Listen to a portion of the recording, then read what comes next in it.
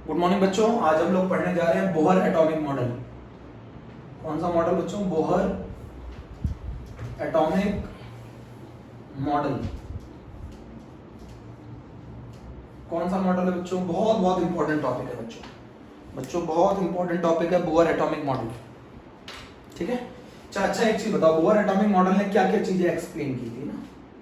Bohr atomic model ने जो चीजें एक्सप्लेन की वो की stability of atom, stability of atom.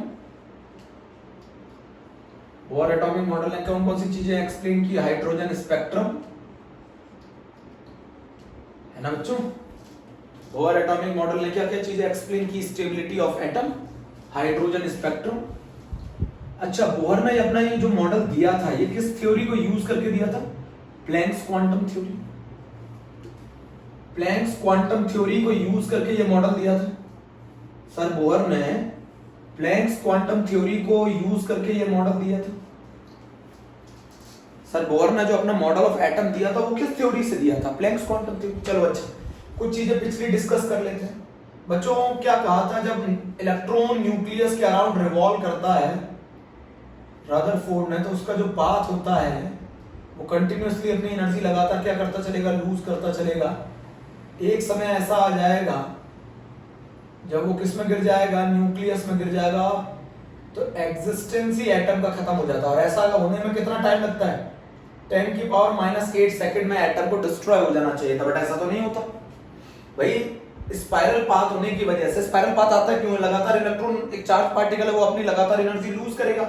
एक समय ऐसा आएगा कि वो कहां गिर जाएगा? न्यूक्लियस में। और ऐसा होने में कितना टाइम लगेगा? तो 10⁻⁸ सेकंड लगेगा। तो एटम 10⁻⁸ सेकंड में खत्म हो जाना चाहिए था बच्चों। एटम जो है वो 10⁻⁸ सेकंड में खत्म हो जाए, जबकि एटम तो स्टेबल है। तो रदरफोर्ड इस बात को नहीं समझा पाए। स्पाइरल पाथ होने की वजह से लगातार इलेक्ट्रॉन एनर्जी लूज करेगा और उसका पाथ लगातार स्पाइरल हो जाएगा। एक समय ऐसा आ जाएगा वो न्यूक्लियस में गिर जाएगा, तो उसे खत्म हो जाना चाहिए। तो एटम खत्म हो जाना चाहिए था कितना? 10⁻⁸ सेकंड में, according to the Rutherford. But atom तो स्टेबल है।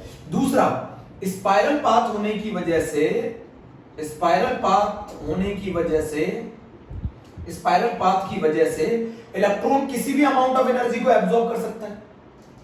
बोलो बच्चों, इलेक्ट्रॉन किसी भी, क्यों? क्योंकि वो कहीं पर भी प्रेजेंट हो सकता है बच्चों। मेरी बात समझ रहे हो? स्पाइरल पाथ है। रदरफोर्ड के अकॉर्डिंग इलेक्ट्रॉन जब रिवॉल्व करता है अराउंड द न्यूक्लियस, उसका पाथ स्पाइरल होता है। इस स्पाइरल पाथ की वजह से इलेक्ट्रॉन किसी भी अमाउंट ऑफ एनर्जी को एब्जॉर्ब कर सकता है और कहीं भी हो सकता है। और अगर वो कहीं भी हो सकता तो फिर एटम का जो स्पेक्ट्रम है, एटम का जो स्पेक्ट्रम है वो कैसा आना चाहिए था? एटम का जो स्पेक्ट्रम है वो बैंड आना चाहिए था। बट प्रैक्टिकली एटम का स्पेक्ट्रम रदरफोर्ड के हिसाब से बैंड आना चाहिए था। बट प्रैक्टिकली एटम का जो स्पेक्ट्रम होता है वो लाइन होता है। बोलो बच्चों, तो अगर हम बात करें सर रदरफोर्ड की थ्योरी की, तो उनके ड्रॉबैक है वो स्टेबिलिटी ऑफ एटम को नहीं समझा पाए। वो ये नहीं बता पाए कि एटम का स्पेक्ट्रम लाइन हो, उनके हिसाब से एटम का स्पेक्ट्रम बैंड होना चाहिए था। बच्चों, स्पाइरल पाथ होने की वजह से इलेक्ट्रॉन किसी भी अमाउंट ऑफ एनर्जी को एब्जॉर्ब कर सकता था और कहीं पर भी प्रेजेंट हो सकता था। स्पाइरल का तो यही मतलब था, इलेक्ट्रॉन हर जगह प्रेजेंट है, तो किसी भी अमाउंट ऑफ एनर्जी को एब्जॉर्ब कर सकता हो, किसी भी अमाउंट ऑफ एनर्जी को एब्जॉर्ब कर सकता था, तो उसका जो स्पेक्ट्रम होता वो बैंड होता। बट प्रैक्टिकली एटम का स्पेक्ट्रम लाइन है।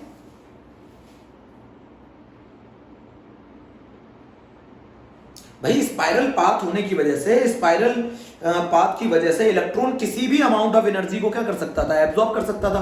और अगर इलेक्ट्रॉन किसी भी अमाउंट ऑफ एनर्जी को एब्जॉर्ब कर सकता था तो उसका स्पेक्ट्रम बैंड होना चाहिए था। बट प्रैक्टिकली एटम का स्पेक्ट्रम तो लाइन है। ये चीज रदरफोर्ड नहीं समझा पाए। रदरफोर्ड ये नहीं बता पाए कि स्पाइरल पाथ होने की वजह से इलेक्ट्रॉन लगातार घूमता रहेगा। एक समय ऐसा आएगा जब उसकी एनर्जी बिल्कुल कम हो जाएगी और वो न्यूक्लियस में गिर जाएगा, तो एटम का एक्सिस्टेंस ही खत्म हो जाना चाहिए था। और ऐसा होने में कितना समय लगना चाहिए था? 10⁻⁸ सेकंड। बट एटम तो स्टेबल है। ये चीजें एक्सप्लेन नहीं कर पाए थे सर रदरफोर्ड।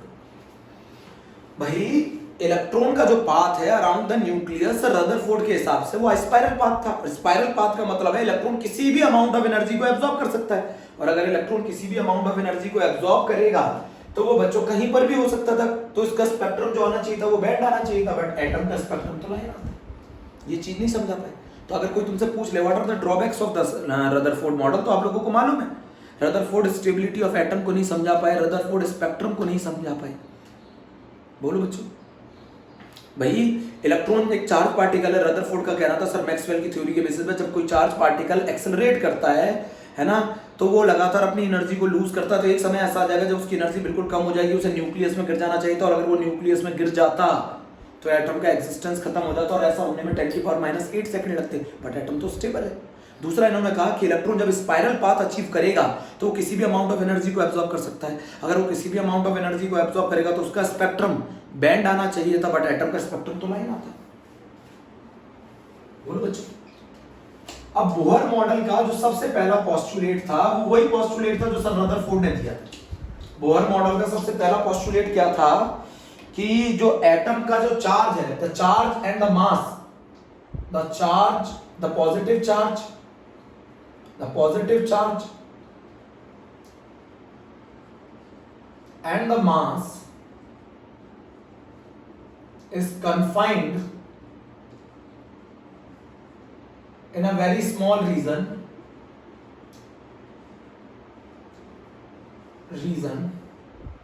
called nucleus। जो एटम का मास और जो एटम का पॉजिटिव चार्ज है वो एक बहुत छोटे से रीजन में कन्फाइंड है, जिसको हम लोग न्यूक्लियस कहते हैं, और इलेक्ट्रॉन इसके अराउंड रिवॉल्व करता है ना सर्कुलर पाथ। इलेक्ट्रॉन इसके अराउंड रिवॉल्व करता है ना सर्कुलर पाथ। बोलो बच्चों, पहला पोस्टुलेट था यही था बोहर का थ्योरी का। बोहर का कहना था जो एटम का जो मास है और जो एटम का पॉजिटिव चार्ज है वो एक बहुत छोटे से रीजन में सिचुएटेड है, जिसको हम क्या कहते हैं, न्यूक्लियस। और जो नेगेटिवली चार्ज इलेक्ट्रॉन है वो सर्कुलर पाथ में इसके अराउंड रिवॉल्व करते हैं।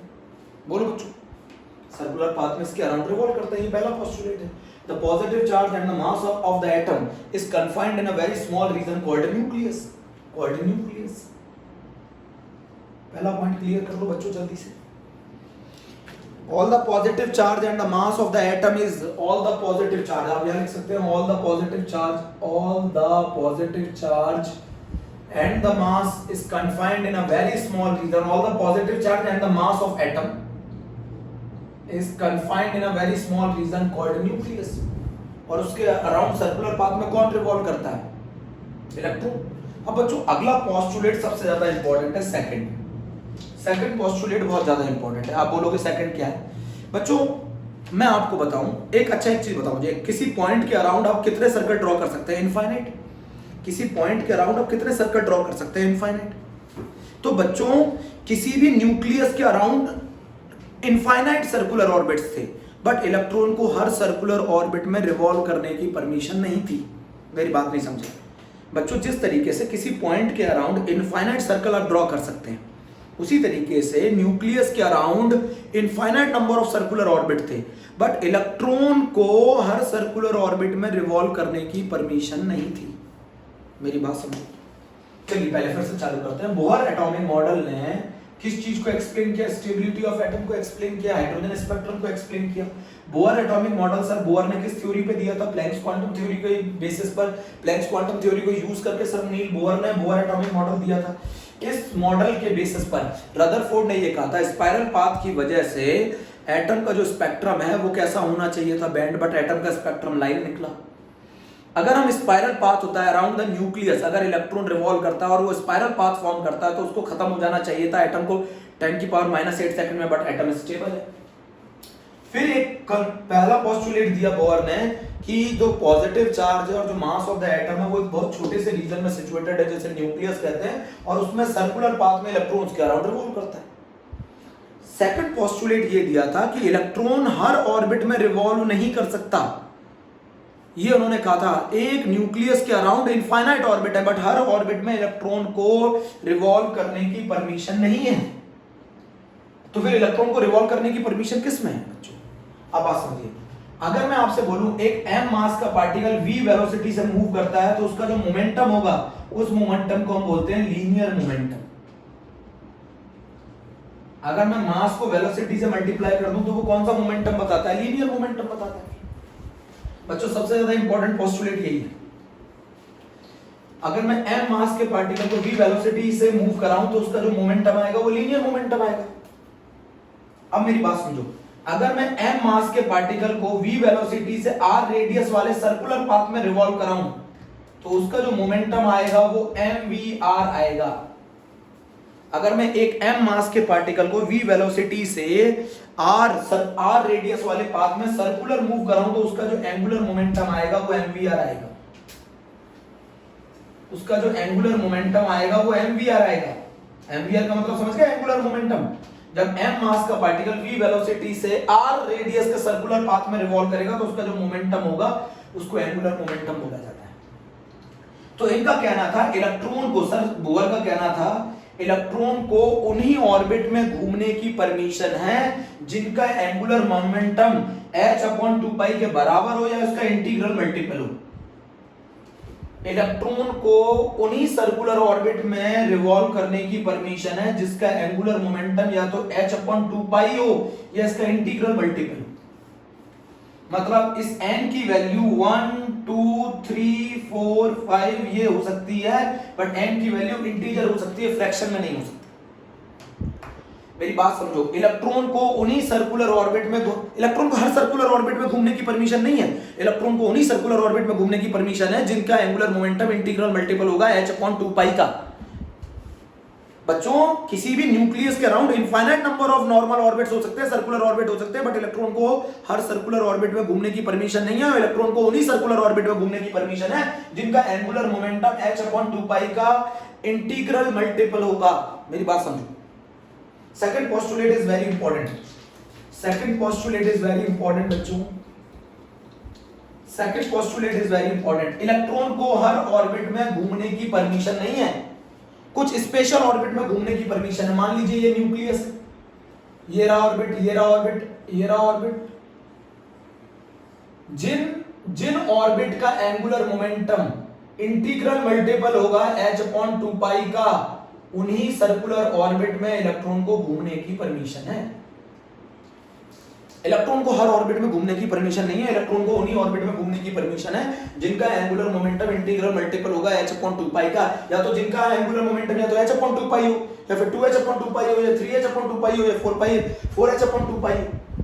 मतलब उन ऑर्बिट में घूमने की परमिशन है जिनका एंगुलर मोमेंटम, जिन ऑर्बिट का एंगुलर मोमेंटम इंटीग्रल मल्टीपल होगा h/2π का।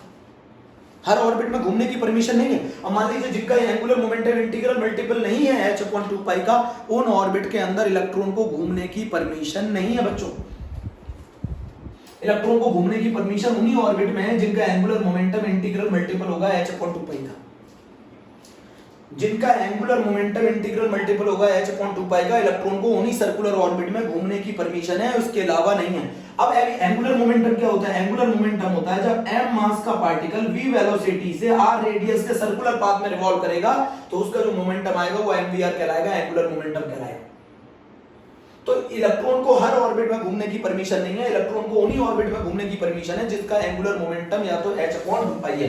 मान लो ये न्यूक्लियस है, ये पहला ऑर्बिट है, ये दूसरा ऑर्बिट है, ये तीसरा ऑर्बिट है, ये चौथा ऑर्बिट है। तो पहले ऑर्बिट का एंगुलर मोमेंटम h/2π होगा, दूसरे का 2h/2π होगा, तीसरे का 3h/2π होगा, फोर्थ का 4h/2π होगा। तो इलेक्ट्रॉन को उन्हीं ऑर्बिट में घूमने की परमिशन थी जिनका एंगुलर मोमेंटम इंटीग्रल मल्टीपल होगा h/2π का। नोट कर लो। जिन ऑर्बिट का, इन ऑर्बिट का बेटा एक स्पेशल नाम दिया गया, इन ऑर्बिट का एक स्पेशल नाम दिया गया बच्चों, इन ऑर्बिट का एक स्पेशल नाम दिया गया। इनको बोला गया, ये नॉर्मल ऑर्बिट नहीं है, इनका नाम दिया गया स्टेशनरी ऑर्बिट। इन ऑर्बिट को स्टेशनरी ऑर्बिट कहते हैं, इन ऑर्बिट को बोहर ऑर्बिट कहते हैं, इन ऑर्बिट को परमिसेबल ऑर्बिट कहते हैं। इन ऑर्बिट को परमिसेबल ऑर्बिट भी कहा जाता है। इलेक्ट्रॉन को हर ऑर्बिट में घूमने का परमिशन नहीं थी, इलेक्ट्रॉन को उन्हीं ऑर्बिट में घूमने की परमिशन थी जिनका एंगुलर मोमेंटम h/2π का इंटीग्रल मल्टीपल होगा। ऐसे ऑर्बिट का एक नाम दिया गया जिनका नाम था stationery orbit, Bohr orbit, permissible orbit. जिनका नाम था stationery orbit, Bohr orbit, permissible orbit. ये नॉर्मल ऑर्बिट नहीं है, ये स्पेशल ऑर्बिट है बच्चों, ये स्पेशल ऑर्बिट है। इन्हीं के अंदर इलेक्ट्रॉन रिवॉल्व कर सकता है, बाकी किसी ऑर्बिट के अंदर इलेक्ट्रॉन रिवॉल्व नहीं कर सकता। शर्त रखी गई थी जिन ऑर्बिट में इलेक्ट्रॉन रिवॉल्व करेगा उनका एंगुलर मोमेंटम इंटीग्रल मल्टीपल होना चाहिए h/2π का। या तो उनका एंगुलर मोमेंटम h/2π हो, या 2h/2π हो, या 3h/2π हो, या 4h/2π हो। मतलब अगर किसी का एंगुलर मोमेंटम 1.5 h/2π होगा किसी सर्कुलर ऑर्बिट का, तो ऐसे ऑर्बिट में इलेक्ट्रॉन को रिवॉल्व करने की परमिशन नहीं है। मेरी बात सुनो, ऐसे ऑर्बिट के अंदर इलेक्ट्रॉन को रिवॉल्व करने की परमिशन नहीं है। बात समझो भाई। मैंने फिर बता दूं, बोहर एटॉमिक मॉडल के बेसिस पे हमने स्टेबिलिटी ऑफ एटम और हाइड्रोजन स्पेक्ट्रम को एक्सप्लेन किया। किस थ्योरी के बेसिस पे दिया गया था? ये Bohr atomic model Planck's constant theory के बेसिस पे दिया गया था। सर रदरफोर्ड के हिसाब से इलेक्ट्रॉन जब रिवॉल्व करता है अराउंड द न्यूक्लियस तो उसका पाथ स्पाइरल होता है, जिसकी वजह से वो है ना किसी भी अमाउंट ऑफ एनर्जी को एब्जॉर्ब कर सकता है। तो उसका स्पेक्ट्रम होना चाहिए था, वो बैंड होना चाहिए था, बट एटम का स्पेक्ट्रम लाइन निकला। रदरफोर्ड की थ्योरी के हिसाब से जब इलेक्ट्रॉन एक्वायर करता है स्पाइरल पाथ तो उसको 10⁻⁸ सेकंड में एटम को डिस्ट्रॉय हो जाना चाहिए था, बट एटम स्टेबल है। ये दोनों चीजें किसने एक्सप्लेन की? बोहर एटॉमिक मॉडल ने एक्सप्लेन की। किस थ्योरी में भी दिया गया? प्लैंक्स क्वांटम थ्योरी में दिया गया। स्टेबिलिटी ऑफ बोहर का कहना था जो मास है किसी एटम का, जो पॉजिटिव चार्ज है किसी एटम का, वो बहुत ही स्मॉल रीजन में कन्फाइंड होता है जिसको हम लोग न्यूक्लियस कहते हैं, और इलेक्ट्रॉन उसके अराउंड सर्कुलर पाथ में रिवॉल्व करता है। ये भी बात आप लोगों के क्लियर हो गई। इलेक्ट्रॉन देखिए किसी भी न्यूक्लियस के अराउंड इनफाइनाइट ऑर्बिट हो सकते हैं, बट इलेक्ट्रॉन को हर ऑर्बिट के अंदर घूमने की परमिशन नहीं है। इलेक्ट्रॉन को उन्हीं ऑर्बिट के अंदर घूमने की परमिशन है जिनका एंगुलर मोमेंटम इंटीग्रल मल्टीपल होगा h/2π का। या तो उनका एंगुलर मोमेंटम h/2π हो, या उनका 2h/2π हो, या 3h/2π हो, या 4h/2π हो। इलेक्ट्रॉन को उन ऑर्बिट में घूमने की परमिशन नहीं है जिनका एंगुलर मोमेंटम इंटीग्रल मल्टीपल नहीं होगा h/2π का। ऐसे स्पेशल ऑर्बिट को हम लोगों ने स्टेशनरी ऑर्बिट, बोहर ऑर्बिट और परमिसिबल ऑर्बिट बोला गया। ऐसे ऑर्बिट को हम लोगों ने स्टेशनरी ऑर्बिट, बोहर ऑर्बिट और परमिसिबल ऑर्बिट बोला गया।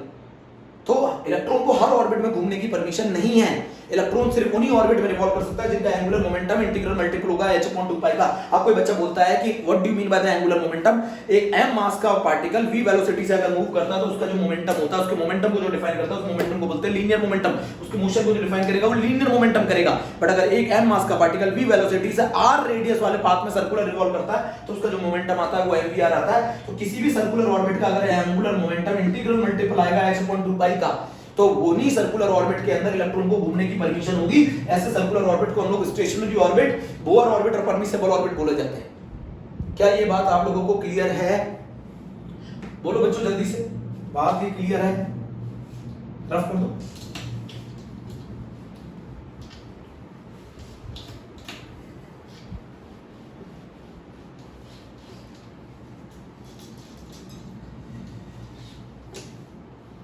बच्चों बहुत बहुत इंपॉर्टेंट बात बता रहा हूं, बहुत ज्यादा इंपॉर्टेंट।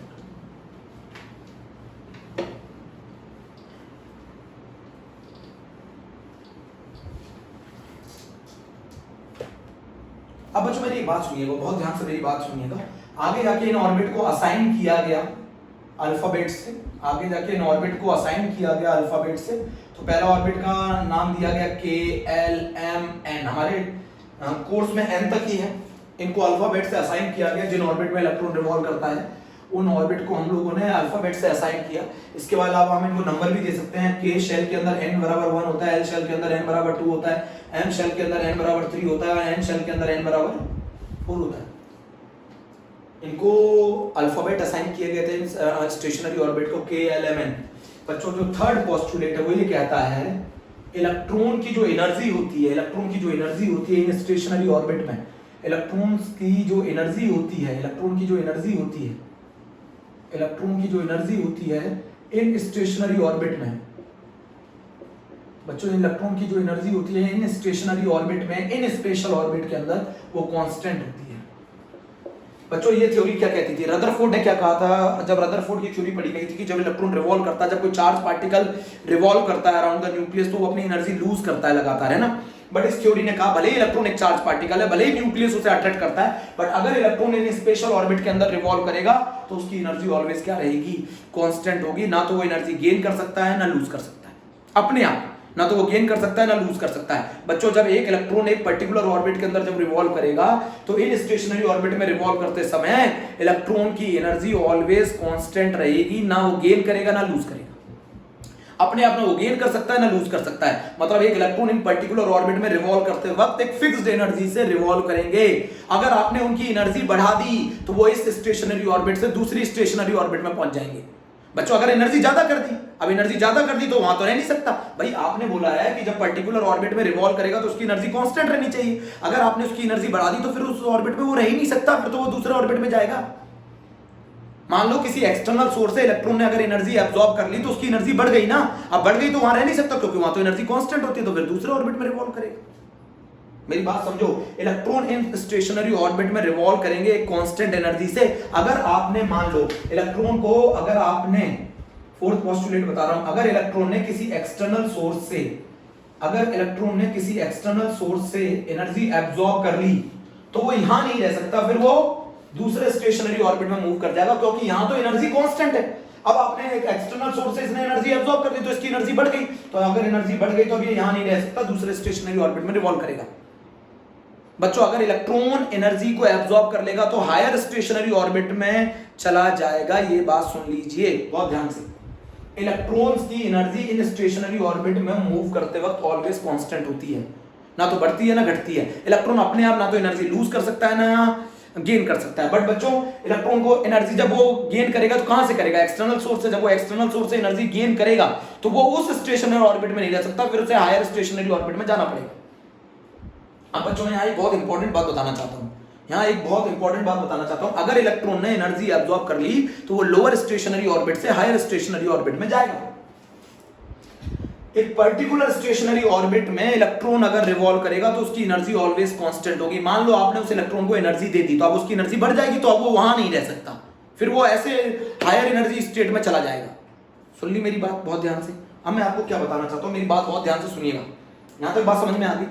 अब बच्चों इलेक्ट्रॉन वो वाली एनर्जी एब्जॉर्ब नहीं कर सकता, वो वाला फोटोन उसे एब्जॉर्ब नहीं कर सकता जो उसे यहां से यहां ले जाए।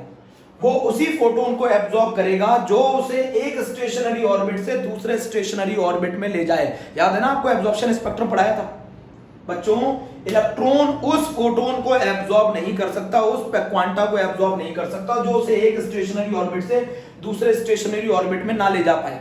मान लो इस आपने ये जो क्वांटा डाला, ये जो लाइट आपने डाली, ये जो फोटोन आपने डाला बच्चों, ये जो फोटोन आपने डाला, ये जो फोटोन आपने डाला, ये इस इलेक्ट्रॉन को यहां से यहां ले जा रहा है, तो इस फोटोन को ये एब्जॉर्ब नहीं करेगा। ये उन्हीं फोटोन को एब्जॉर्ब करेगा जो उसे यहां से यहां ले जाए, जो उसे यहां से यहां ले जाए, जो उसे यहां से यहां ले जाए।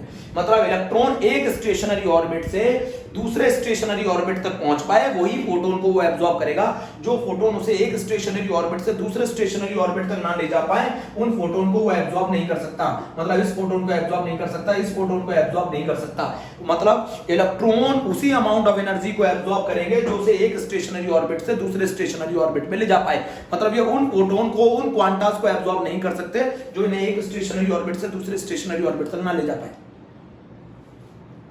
बात समझ में आ गई। चलो पहले पोस्टुलेट की बात करते हैं। फर्स्ट पोस्टुलेट क्या था, इलेक्ट्रॉन का जो मास है और इलेक्ट्रॉन जो पॉजिटिव चार्ज है किसी एटम का और जो उसका मास है एटम का, वो बहुत ही छोटे से रीजन में कन्फाइंड होता है जिसको हम लोग न्यूक्लियस कहते हैं, और इलेक्ट्रॉन उसके सर्कुलर पाथ में उसके अराउंड रिवॉल्व करता है। बात समझ में आ गई।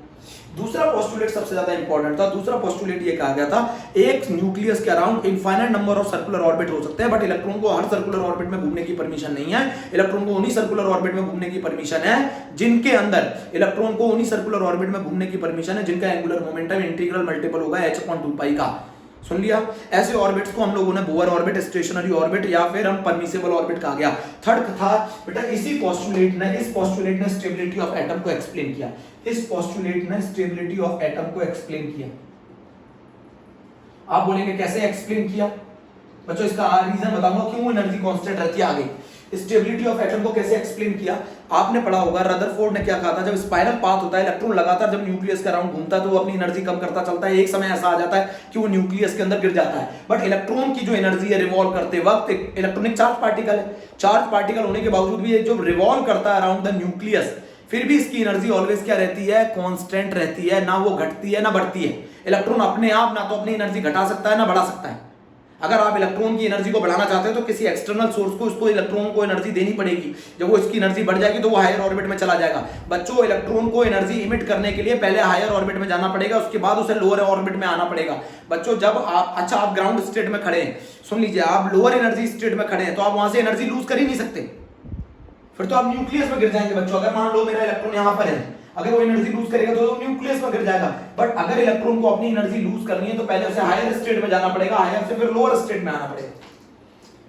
इलेक्ट्रॉन जब इन सर्कुलर स्टेशनरी ऑर्बिट्स में रिवॉल्व करेगा, जब इन बोअर ऑर्बिट में रिवॉल्व करेगा तो उसकी एनर्जी ऑलवेज कांस्टेंट रहेगी। अगर आपने उसको एब्जॉर्ब करा दी एनर्जी तो फिर वो उस स्टेशनरी ऑर्बिट में नहीं रह सकता, फिर उसे अगले हायर स्टेशनरी ऑर्बिट में जाना होगा। मतलब वो उन फोटोन या उन क्वांटा को एब्जॉर्ब नहीं कर सकता जो उसे एक स्टेशनरी ऑर्बिट से दूसरे स्टेशनरी ऑर्बिट तक ना ले जा सके। ये उन्हीं क्वांटा को, उन्हीं फोटोन को एब्जॉर्ब करेगा जो उसको एक स्टेशनरी ऑर्बिट से दूसरे स्टेशनरी ऑर्बिट में ले जा सके। अगर इलेक्ट्रॉन ने एनर्जी गेन की है तो वो one lower in stationery orbit से हायर स्टेशनरी ऑर्बिट में जाएगा। बट अगर इलेक्ट्रॉन एनर्जी गेन करेगा, अगर इलेक्ट्रॉन एनर्जी गेन करेगा तो वो एक लोअर स्टेशनरी ऑर्बिट से कहां जाएगा, लोअर स्टेशनरी ऑर्बिट से हायर स्टेशनरी ऑर्बिट में जाएगा।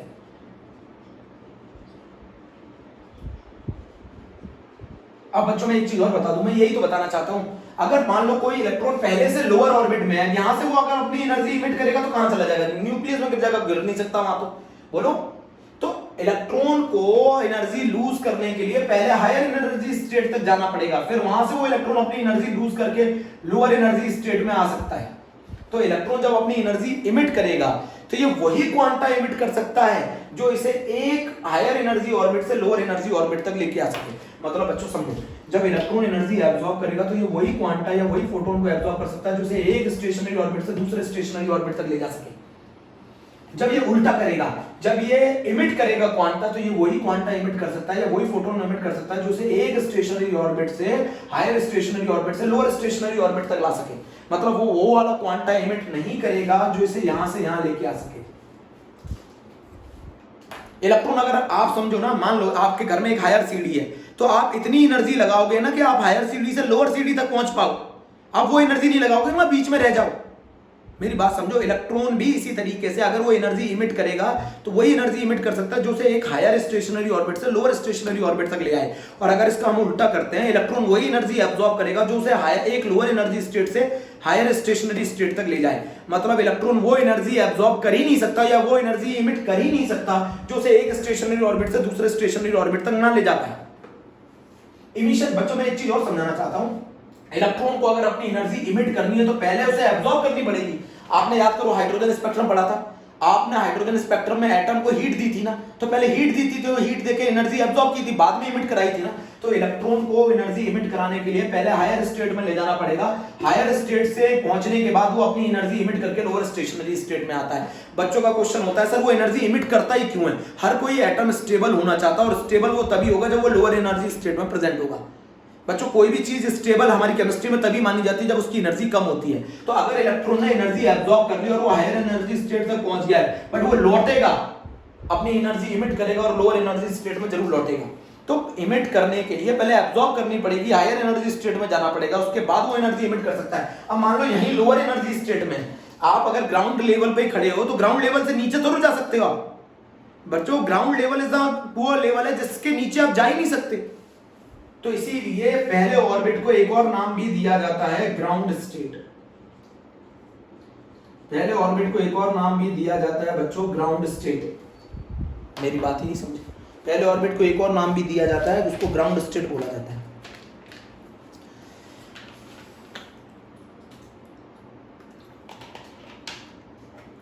ये वही क्वांटा, ये वही फोटोन बच्चों, इलेक्ट्रॉन की एनर्जी इन स्टेशनरी ऑर्बिट में कांस्टेंट होती है। अब मान लो इलेक्ट्रॉन ने किसी बाहरी सोर्स से, एक्सटर्नल सोर्स से एनर्जी गेन कर ली तो वो हायर एनर्जी स्टेट में जाएगा, बट ये वो क्वांटा ही एब्जॉर्ब करेगा जो इसे एक स्टेशनरी स्टेट से दूसरे स्टेशनरी स्टेट तक ले जा सके। ये वो क्वांटा, मान लो मुझे एक टेबल से दूसरी टेबल पे जंप करना है तो मैं इतनी एनर्जी लेकर आऊंगा जो मुझे एक टेबल से दूसरी टेबल तक पहुंचा दे, बीच में ना गिर जाऊं। उसी तरीके से इलेक्ट्रॉन उसी क्वांटा को एब्जॉर्ब करेगा जो उसे एक स्टेशनरी ऑर्बिट से दूसरे स्टेशनरी ऑर्बिट तक ले जाए। ये उस क्वांटा को एब्जॉर्ब करेगा ही नहीं जो इसे एक स्टेशनरी ऑर्बिट से दूसरे स्टेशनरी ऑर्बिट तक ना ले जा पाए।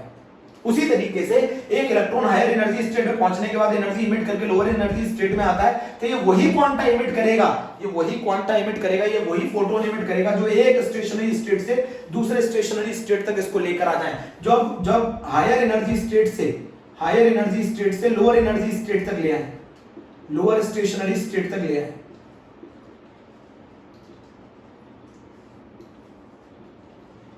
मेरी बात समझो बहुत ध्यान से। इलेक्ट्रॉन उस एनर्जी को एब्जॉर्ब कर ही नहीं सकता जो उसे एक स्टेशनरी स्टेट से दूसरे स्टेशनरी स्टेट तक ना ले जा पाए, और इलेक्ट्रॉन उस एनर्जी को इमिट कर ही नहीं सकता जो उसे हायर एनर्जी स्टेट से लोअर एनर्जी स्टेट तक ना ले जा पाए। मेरी बात को पूरा क्लियर कर लो।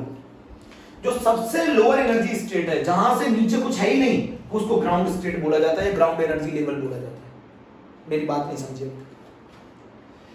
बच्चों इलेक्ट्रॉन इन स्टेशनरी ऑर्बिट में जब रिवॉल्व करता है तो उसकी एनर्जी कांस्टेंट होती है। जब उसको ज्यादा एनर्जी मिलेगी तो वो इस स्टेशनरी ऑर्बिट में नहीं रहेगा, फिर वो हायर स्टेशनरी ऑर्बिट में जाएगा। अगर उसने एनर्जी इमिट कर दी तो वो हायर एनर्जी स्टेट से लोअर एनर्जी स्टेट में आ जाएगा। वो क्वांटा या वो फोटोन इमिट करता ही नहीं है जो उसे हायर एनर्जी स्टेट से लोअर एनर्जी स्टेट में ना ला पाए। जो वो उस क्वांटा उस फोटोन को एब्जॉर्ब करता ही नहीं है जो उसे लोअर एनर्जी स्टेट से हायर एनर्जी स्टेट में ना ले जा पाए। तो बच्चों मैंने क्या क्या पोस्टुलेट बताया, मैंने बता दिया क्या क्या पोस्टुलेट बताया। Bore atomic model, bore atomic model का जो पहला पोस्टुलेट था वो पोस्टुलेट था कि एटम का जो मास है, एटम का जो पॉजिटिव चार्ज है वो बहुत छोटे से रीजन में कन्फाइंड होता है जिसको हम लोग न्यूक्लियस बोलते हैं, और इलेक्ट्रॉन उसमें सर्कुलर पाथ में रिवॉल्व कर रहा होता है। जब इलेक्ट्रॉन न्यूक्लियस के अराउंड सर्कुलर पाथ में रिवॉल्व करेगा तो इनफाइनाइट सर्कुलर पाथ पॉसिबल है, बट इलेक्ट्रॉन को हर ऑर्बिट के अंदर घूमने की परमिशन नहीं है। इलेक्ट्रॉन को उन्हीं ऑर्बिट में घूमने की परमिशन है जिनका एंगुलर मोमेंटम इंटीग्रल मल्टीपल होगा h/2π का। ऐसे ऑर्बिट को उन्होंने बोर ऑर्बिट और ऐसे ऑर्बिट को उन्होंने स्टेशनरी ऑर्बिट और ऐसे ऑर्बिट को परमिसिबल ऑर्बिट बोला गया। और इलेक्ट्रॉन जब ऐसे ऑर्बिट में रिवॉल्व करता है तो उसकी एनर्जी ना तो लूज करता है ना वो गेन करता है, वो कांस्टेंट एनर्जी के साथ मूव करता है। ये बात आपने क्लियर कर ली। अगर आपने इलेक्ट्रॉन को किसी भारी एक्सटर्नल सोर्स से एनर्जी एब्जॉर्ब करा दी, एनर्जी दे दी, तो फिर उसकी एनर्जी बढ़ जाएगी, तो फिर उसकी एनर्जी कांस्टेंट नहीं रहेगी, फिर उसकी एनर्जी बढ़ जाएगी और वो कहां चला जाएगा, हायर एनर्जी स्टेट में। वो उस एनर्जी को एब्जॉर्ब कर ही नहीं सकता जो उसको एक लोअर एनर्जी स्टेट से दूसरी हायर एनर्जी स्टेट तक ना पहुंचा पाए। तो वो उस फोटोन को, उस क्वांटा को वो एब्जॉर्ब करेगा ही नहीं जो उसे यहां से यहां ना पहुंचा सके, यहां से यहां ना पहुंचा सके, यहां से यहां ना पहुंचा सके। ठीक है, ये उन्हीं क्वांटास को एब्जॉर्ब करेगा जो इसे यहां से यहां पहुंचा सके, जो इसे यहां से यहां पहुंचा सके, जो इसे यहां से यहां पहुंचा सके। उसी तरीके से जब इलेक्ट्रॉन हायर एनर्जी स्टेट में होगा तो वो अपनी एनर्जी इमिट करके फिर से लोअर एनर्जी स्टेट में आना चाहेगा, तो ये उन्हीं क्वांटा को रिलीज करेगा जो इसे एक हायर एनर्जी स्टेट से लोअर एनर्जी स्टेट में पहुंचा सके, जो इसे यहां से यहां पहुंचा सके, जो इसे यहां से यहां पहुंचा सके, जो इसको यहां से यहां पहुंचा सके। सबसे लोअर एनर्जी स्टेट को हम लोग ग्राउंड स्टेट बोलते हैं क्योंकि इससे नीचे कुछ होता ही नहीं। अब अगर आप ग्राउंड में खड़े हैं तो उससे नीचे कुछ है ही नहीं, उससे ऊपर हो सकता है बट उससे कुछ नीचे नहीं है, इसीलिए उसको हम लोग क्या बोलते हैं, ग्राउंड स्टेट बोलते हैं। क्या इतनी बात समझ में आई या नहीं आई? बोलो जल्दी बताओ मुझे, इतनी बात समझ में आई कि नहीं आई बोहर की? जल्दी। ठीक है बच्चों, इतना क्लियर है? आया टॉपिक समझ में इतना?